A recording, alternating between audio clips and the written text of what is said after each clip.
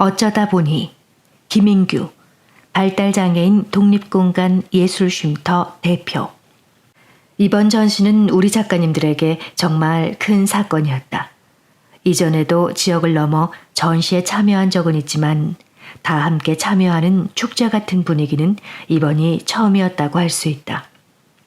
모든 작가가 작가 사례비를 받아 더욱 그랬다.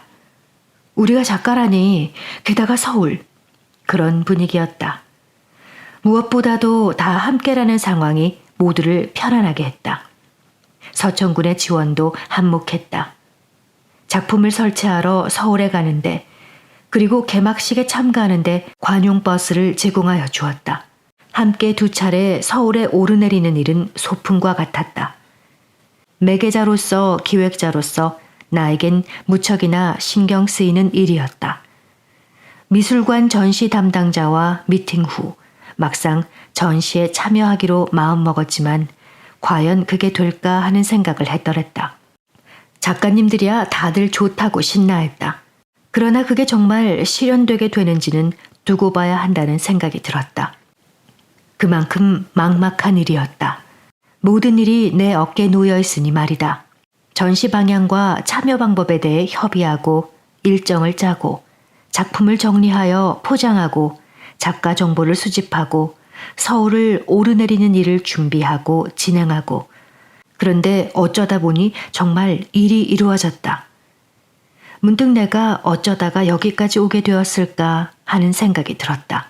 2011년 처음 장애인 부모회에서 미술 활동을 시작할 당시만 해도 이런 일은 생각지도 못했다. 다만 부모회 소속 자녀들에게 미술 교육의 기회를 제공해 보고자 하는 마음이었다. 미술 교사로서 내가 그 정도의 봉사활동을 해야겠다고 마음먹은 것이었다. 물론 순전히 나의 아들 진우로부터 비롯된 일이기도 하였다. 진우와 진우 친구들이 모여 미술 활동을 하면 좋겠다는 생각이었다. 그게 진우가 30살이 되도록 지속하게 될 것이라고는 상상도 못했다. 그때는 어린 시절이었으니 성장하면서 점차 각자 자신의 삶을 찾아가게 되지 않을지 여겼다. 성장기에 좀 더 질 좋은 교육의 기회를 제공하고자 하는 마음이었다. 그러나 한두 해 활동을 지속하면서 이게 단지 교육의 문제가 아니라는 것을 알게 되었다. 주 1회 만나 미술 활동을 하는 일이 발달장애 아동들에게 일상으로서 가치를 지닌다는 것을 알게 되었다. 아이에 따라 더 집중하고 덜 집중하기는 하지만 정기적으로 모여 함께 무언가 하는 상황이 소중하다는 것을 알게 되었다. 이런 일이 없으면 갈 데도 없고 할 거리도 없었다.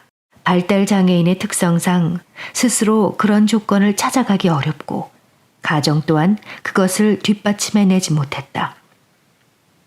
내가 흥미롭게 느끼게 된 것은 미술 활동이 발달장애인이 자유롭게 수행할 수 있는 몇 안 되는 활동이라는 것이었다. 기능적으로 힘든 심한 장애라 할지라도 미술 활동은 가능했다. 미술 표현이란 몸의 움직임의 흔적만으로도 이루어지기 때문이다. 섬세하게 몸을 쓰는 일이 어렵더라도 사소한 움직임으로 만드는 흔적에서 쾌감과 즐거움을 느끼는 것을 지켜볼 수 있었다. 사소한 활동으로도 즐거움을 추구할 수 있다는 사실, 그리고 그런 만큼 독특한 미감을 불러일으킬 수 있다는 사실 앞에서 나는 이 활동이 참 소중하다는 것을 점차 깨닫게 되었다. 그러나 미술 활동이 지속되기는 쉽지 않았다. 아이들의 기능이 나아지지 않는다는 것을 안 부모들은 시큰둥해지기 시작하였다. 나는 한때 활동의 결과물을 상품화하여 소득으로 이어질 수 있도록 해보고자 애쓰기도 했다. 활동을 지속해야 할 이유를 만들어야 하니 말이다. 그렇지만 그것은 내가 사업가가 되어야만 가능한 일이었다. 결국 부모들의 욕구를 충족시켜 줄 수 없었다. 그럼에도 활동을 중단할 수는 없다는 생각이 들었다. 이후 나는 공공기관에 의탁하는 방법으로 활동을 지속할 수 있는 여건을 만들어 나갔다. 그것은 부모회가 가진 폐쇄성에서도 벗어나는 과정이 되었다. 미술 활동과 그 시간에 흥미가 있고 함께 하고자 하는 발달장애인이 있으면 누구라도 참여할 수 있는 여건을 만들고 싶었다. 부모회를 벗어나자 다른 아이들과 성인들도 참여하기 시작하였다. 처음엔 서천군 문화예술 창작공간에 의탁했다가 서천군 장애인 종합복지관으로 옮겨갔다. 서천군 장애인 종합복지관과는 현재까지도 파트너십을 유지하고 있다. 공공기관에 의탁하자 행정적인 지원을 받았고 활동 공간과 비용이 제공되었다. 예술 강사도 배치되었다. 그것은 안정되게 활동을 지속할 수 있는 여건이 되었다. 세월이 흐르면서 참여자들은 10대에서 20대가 되었고 새로이 10대들이 참여하고 나이가 많은 성인들도 참여하면서 폭넓은 연령대 활동으로 자리 잡게 되었다. 활동을 이어가며 다른 고민이 생겼다. 복지관을 의탁하자 미술 활동을 하는 참여자들은 복지관 프로그램의 이용자가 되었다. 문화복지로 프로그램을 제공하는 자와 그것을 이용하는 자의 관계가 되는 것이었다. 활동은 제한적일 수밖에 없었다. 대개 3월에 개강하여 11월 말에는 문을 닫았다. 공간도 정해진 활동 시간만 일시적으로 사용할 수 있을 뿐이었다. 10년 가까이 활동해온 작업자들은 이미 자신의 표현을 하고 있었고 일상적인 활동으로 자리 잡고 있었다. 더 이상 프로그램을 이용하는 수준이 아니었다. 각자 자기 즐거움을 추구하면서 함께하는 공동체를 형성하고 있었다. 나는 그런 작업자들에게 작가의 지위를 부여해줘야 한다고 생각하기 시작했다. 그러려면 미술 활동이 안정적인 일상이 되어야 했다. 활동 공간은 작업실의 면모를 갖춰야 하고 언제든지 원하는 시간에 활동할 수 있어야 했다. 정해진 기간 없이 연중 활동할 수 있어야 했다. 그렇지만 복지관은 그런 조건을 제공할 여력이 되지 않았다. 나는 그래서 더 독립적으로 활동할 수 있는 여건을 마련해야 한다는 생각이 들었고 결국 나의 작업실을 제공하게 되었다. 발달장애인 독립공간 예술 쉼터라는 명칭은 그때 생겼다. 처음엔 무척 망설였다. 그때까지만 해도 발달장애인의 활동은 돌봄을 전제로 해왔다. 그렇지만 이런 방식의 작업실은 돌봄 기능을 포함할 수는 없는 노릇이었다. 나는 단지 작업실을 무상으로 제공할 뿐 그 공간의 이용 주체는 발달장애인 당사자여야 하는 것이었다. 그때쯤 나는 미국의 크리에이티브 그로스라고 하는 창작 공간의 톰 디 마리아 대표와 인터뷰를 했는데 그곳이 그런 방식으로 운영된다는 것을 알게 되었다. 이에 용기를 얻었고 그것을 실현하는 방안으로 동아리를 설립하게 되었다. 공간을 무상 제공하지만 동아리 회원에게 그 사용에 대한 모든 권한과 책임은 부여하는 구조였다. 회원제로 하고 임원을 선출하며 회비로 운영하는 방식을 취했다. 회비는 연간 1만 원 정도로 부담이 되지 않게 했다. 그렇게 돌봄 관계가 없이 각자 자기 작업을 수행하는 미술 활동 공동체로 자리를 잡을 수 있었다. 이런 시도는 매우 성공적이었다. 활동은 정말 편안해졌으며 자연스러운 일상이 되었다. 정해진 날이면 시간 제약 없이 작업을 할 수 있었다. 오고 싶을 때 오고 가고 싶을 때 갔다.